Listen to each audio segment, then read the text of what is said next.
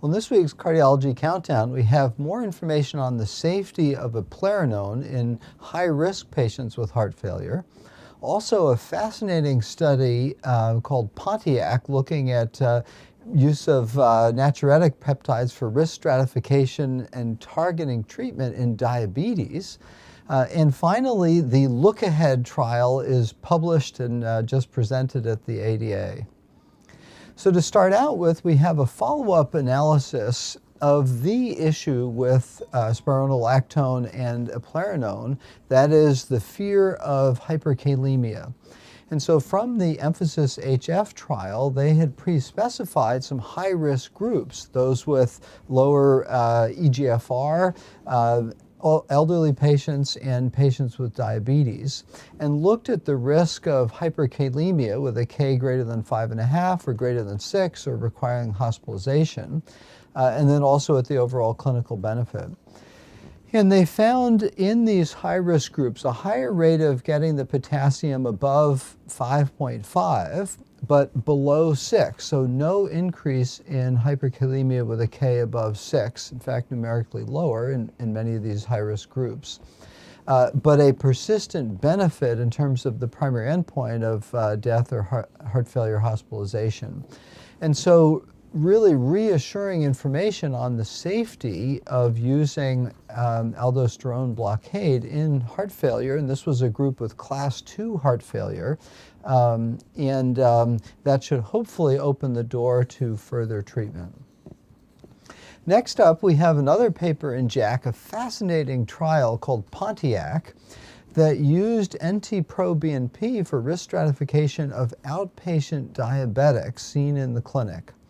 They looked at patients and targeted an aggressive uptitration of ACE or ARB and beta blockade in these diabetic patients and followed them for 2 years. And with this intensive strategy, they found higher rate of use of these agents and higher doses, lower blood pressure, lower heart rate in the intensive group. And most importantly, they found a significant reduction in the primary endpoint of death or cardiac rehospitalization.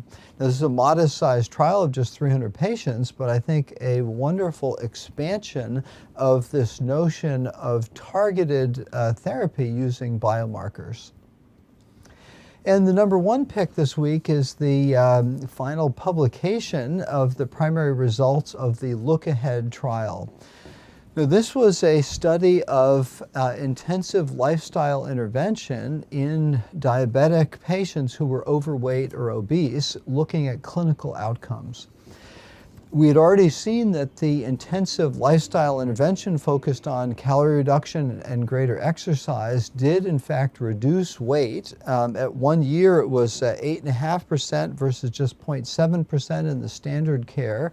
And at the end of the study, an average of 9.5 years, it was 6% body weight reduction versus 3.5% in the standard group. But those reductions, although they improved on other markers like blood pressure and hemoglobin A1C, did not reduce cardiovascular events. There was no significant difference in events out to 9.5 years. And so this shows some of the limitations of lifestyle intervention, but on the other hand, also reaffirms that it did impact several of the risk factors. But I think a challenging notion that we'll have to come to grips with of just how much clinical benefit do we get from the lifestyle intervention. And that, I think, put in contrast to benefits of, say, statins in primary prevention or aspirin, often used in diabetes as well, and ACE and ARB, all proven to reduce events. And so this hopefully will reignite the debate on the role, likely of both, lifestyle intervention and appropriate medications. So for this week's Cardiology Countdown, I'm Chris Cannon.